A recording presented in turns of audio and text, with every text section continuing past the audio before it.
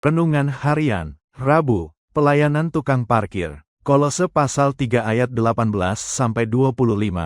Perikop, hubungan antara anggota-anggota rumah tangga. Hai istri-istri, tunduklah kepada suamimu, sebagaimana seharusnya di dalam Tuhan. Hai suami-suami, kasihilah istrimu dan janganlah berlaku kasar terhadap dia.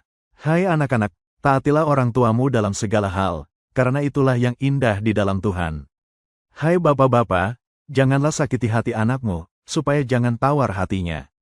Hai hamba-hamba, taatilah Tuanmu yang di dunia ini dalam segala hal, jangan hanya di hadapan mereka saja untuk menyenangkan mereka, melainkan dengan tulus hati karena takut akan Tuhan.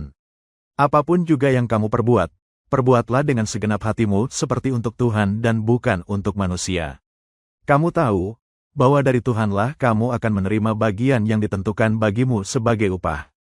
Kristus adalah Tuhan dan kamu hambanya. Barang siapa berbuat kesalahan, ia akan menanggung kesalahannya itu, karena Tuhan tidak memandang orang. Renungan hari ini, apapun juga yang kamu perbuat, perbuatlah dengan segenap hatimu seperti untuk Tuhan dan bukan untuk manusia.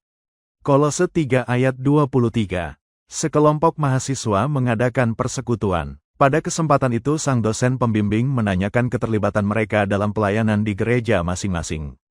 Seorang mahasiswa pun mengaku melayani sebagai tukang parkir.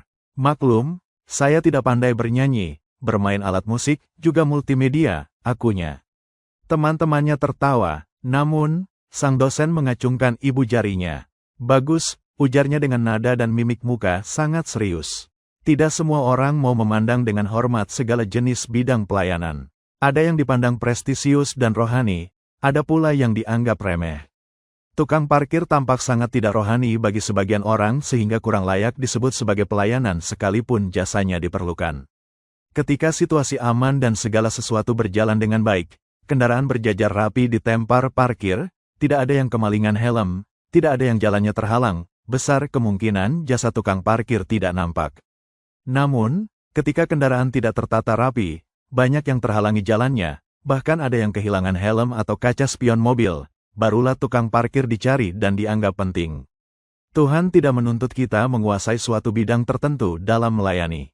Tuhan tidak menilai kita dari jenis pelayanan kita, melainkan motivasi dan kesungguhan hati kita dalam melakukannya.